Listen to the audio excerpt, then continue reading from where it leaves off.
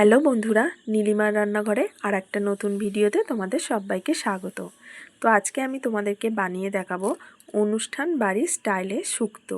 সেই বিশেষ মশলা দিয়ে এই শুক্তোটা বানাবো যাতে করে একদম অনুষ্ঠান বাড়ির স্টাইলে এর স্বাদটা আসে। তো প্রথমে দেখো আমি এখানে 1 চামচ মৌরি নিয়ে নিয়েছি, তারপর নিয়ে নিলাম 1 চামচ পাঁচফোড়ন, 1 চামচ গোটা ধনে, এরপর এখানে দারচিনি, লবঙ্গ আর এলাচ নিয়ে নিয়েছি। তারপরে নিয়ে নিচ্ছি গোটা জিরে, 2 থেকে 3টে তেজপাতা দিয়ে দিলাম, 4-5টা শুকনো লঙ্কা দিয়ে দিলাম আর দিয়ে দিচ্ছি কয়েকটা গোলমরিচ। তো এটাকে আমি ভালো করে শুকনো খোলায় ভেজে নেব। তো এটাকে একটু কন্টিনিউ নাড়াচাড়া করতে হবে, না হলে কিন্তু এটা পুড়ে যাবে।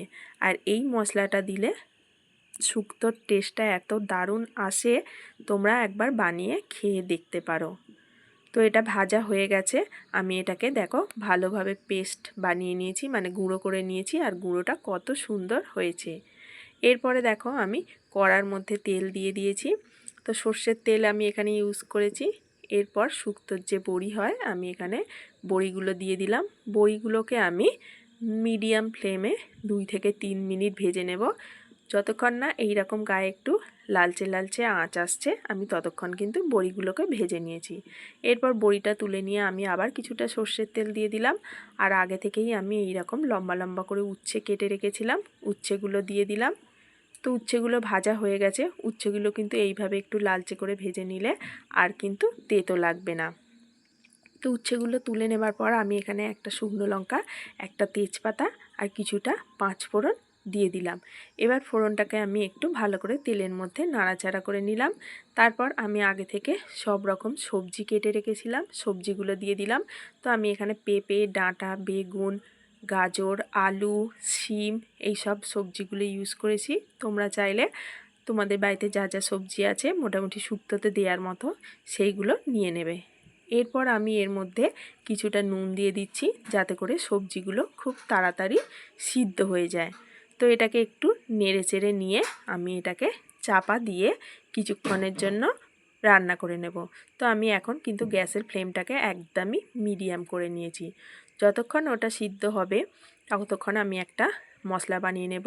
আমি এখানে 1.5 চামচ সাদা সর্ষে নিয়েছি, 1/2 চামচ কালো সর্ষে, 1 চামচ পোস্ত, 1 চামচ তিল, তোমাদের বাড়িতে যদি 4 মগজ থাকে দেবে, না থাকলে তিলটা দিতে পারো, আর 1/2 চামচের একটু কম দিয়ে দিলাম চন্দুনি।